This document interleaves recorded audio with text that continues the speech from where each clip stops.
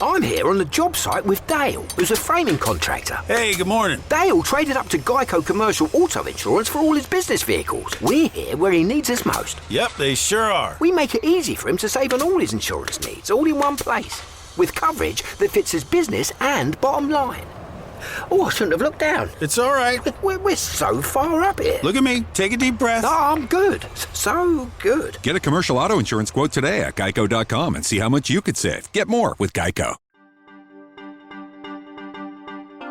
Welcome to Tales of the Resistance, a podcast that tries to give you some glimmers of hope in these trying times by sharing stories of rebellion and resistance. I'm Amber Hunt.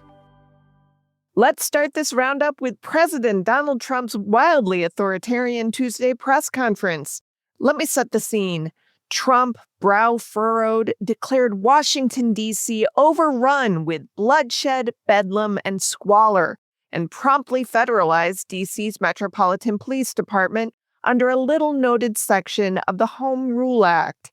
He rolled out 800 National Guard troops, put U.S. Attorney General Pam Bondi in charge of city policing, hinted at similar takeovers in other cities, and called it Liberation Day in D.C.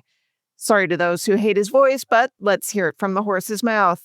Our capital city has been overtaken by violent gangs and bloodthirsty criminals, roving mobs of wild youth, drugged-out maniacs and homeless people, and we're not going to let it happen anymore. Today, we're formally declaring a public safety emergency. This is an emergency. This is a tragic emergency. And it's embarrassing for me to be up here. Cue the outrage from local officials. Mayor Muriel Bowser called it unsettling and unprecedented. Governor Moore dubbed it deeply dangerous. And civil rights leaders accused him of a racialized power grab in a predominantly black city. Meanwhile, crime data stubbornly refused to cooperate, showing that violent crime has actually sharply dropped. Here's D.C. Mayor Bowser. We have seen a huge decrease in crime. Crime isn't just down from 2023, it's also down from 2019, before the pandemic, and we're at a 30-year violent crime low. Critics quickly vowed to take this to court, which is exactly what happened when Trump did something similar in L.A.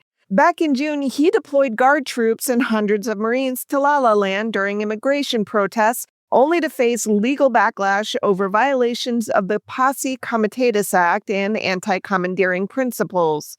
California is now defending itself in court. Judges are weighing whether Trump's moves illegally militarize police work.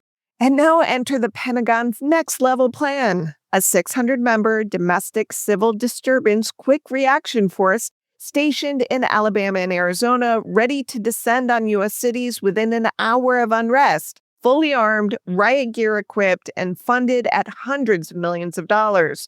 Critics warn it sets a terrifying precedent, normalizing militarized responses to protest.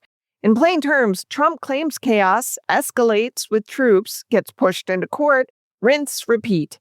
It's authoritarian theater with real-world costs. And yes, those judges, the courts, and a reality-based crime rate are pushing back. Theatrics don't erase rule of law risks. Now, I try to focus on the pushback in these briefs because I want to keep things hopeful. But I'd be lying by omission if I didn't say the quiet part out loud. We're drifting into deeply terrifying territory. Standing up matters, but so does staying safe while doing it. That can mean showing up with your neighbors, knowing your rights, filming encounters, calling your reps, and supporting legal challenges from the sidelines if the front lines aren't safe for you. The point is to act in whatever way you can, because authoritarianism thrives on fear and silence. Don't give it either. Representative Doug LaMalfa of California decided to hold an in-person town hall in Chico on Monday, his first in the city in 8 years, and his constituents came ready. The event was part of a small wave of GOP lawmakers breaking an unofficial party embargo on live town halls, a tactic leadership suggested earlier this year to avoid confrontations. The handful who have ventured back have found that absence doesn't make the heart grow fonder. LaMalfa faced a packed room and the mood was unmistakably hostile. Audience members shouted, "No fascism in America," and "You need to be impeached" early in the event. Here's some sound so you can hear for yourself. We're booing against your lies and your false rhetoric, against your king, not ours. Chico City Council member Katie Howley, speaking from the floor, drew laughs and applause when she compared the congressman's rare appearances to holding public council meetings only once every 8 years and getting exactly the kind of reception he was receiving. Despite the interruptions, LaMalfa took questions, including pointed challenges about policy and accountability. One attendee told him flatly that elected officials should face their constituents more often, not hide from them. In an era when some politicians avoid unscripted public contact altogether, Monday's scene in Chico was proof that voters haven't lost their voice, and when given the chance, they'll use them pretty damn loudly. For the rest of this episode, we'll keep the focus where Trump clearly doesn't want it, on the biggest political scandal of my lifetime, the president's ties to child rapist and sex trafficker Jeffrey Epstein. Some digital sleuths never let footage fade, and as the Epstein scandal deepens, they've resurrected a nearly 3 decades-old Trump interview that lands with new weight. Ladies and gentlemen, our next guest claims to be back and better than ever. If that's true, why is he here? In resurfaced 1992 clips from Late Night with David Letterman, Trump dismisses boxer Mike Tyson's 6-year prison sentence for raping an 18-year-old as, quote, ridiculous, end quote.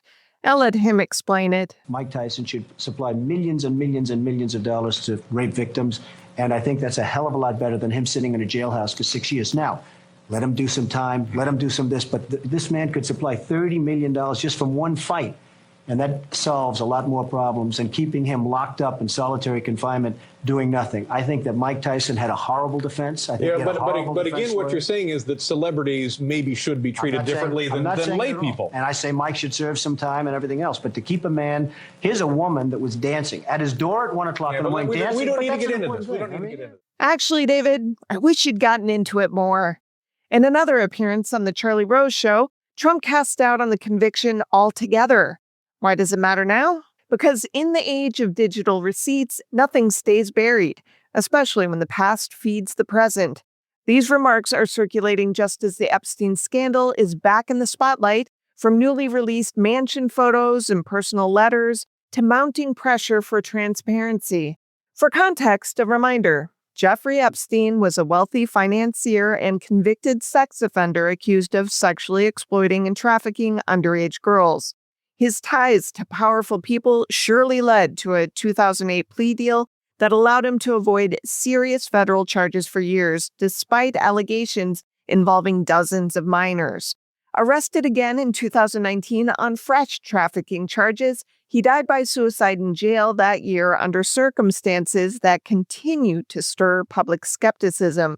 Trump and his cronies talked a lot on the campaign trail about the need to release the Epstein files, but backtracked on the Sunday of July 4th weekend, clearly hoping the world wouldn't notice that after years of hyping a supposed cover-up, including handing out files labeled the Epstein Files Phase 1 to online influencers at a stupid White House event, he suddenly changed course and said there was no cover-up and no list of high-profile clients.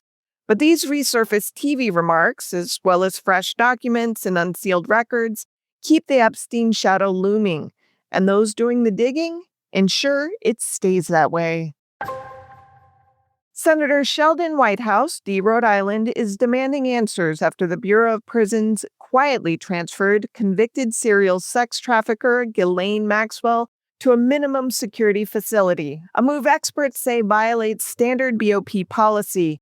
In a letter to BOP Director William Marshall, Whitehouse asked for all documents related to Maxwell's redesignation, including any request to waive her public safety factor for sex offenders, communications with DOJ leadership, and any deviations from the Bureau's own inmate transfer procedures. According to reporting by Allison Gill at Mueller, she wrote, a source provided Maxwell's security file revealing her transfer code was 308 Lesser Security Transfer. While her point score of 27 qualifies her for minimum security on paper, BOP rules explicitly bar sex offenders from such facilities unless their public safety factor is waived. Maxwell's record shows exactly that.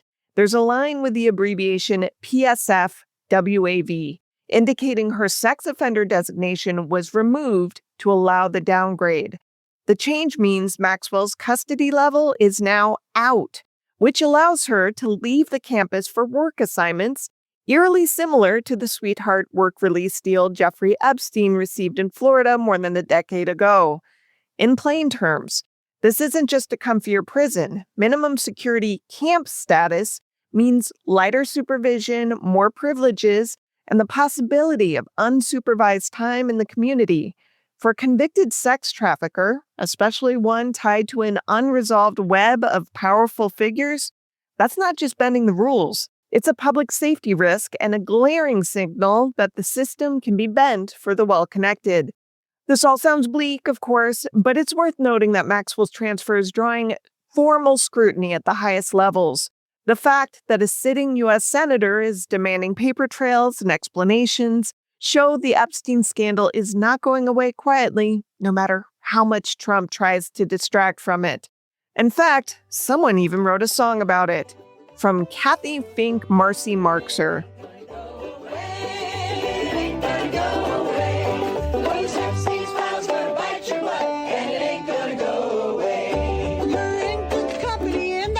In a sleazy kind of way. You don't want us to have a look on a presidential day. It ain't gonna go away. It ain't gonna go away. Those Epstein files gonna bite your butt, and it ain't gonna go away. Tales of the Resistance is a Grab Bag Collab production. To support us directly, go to patreon.com/GrabBagCollab. Thanks to Amanda Rossman for producing this episode.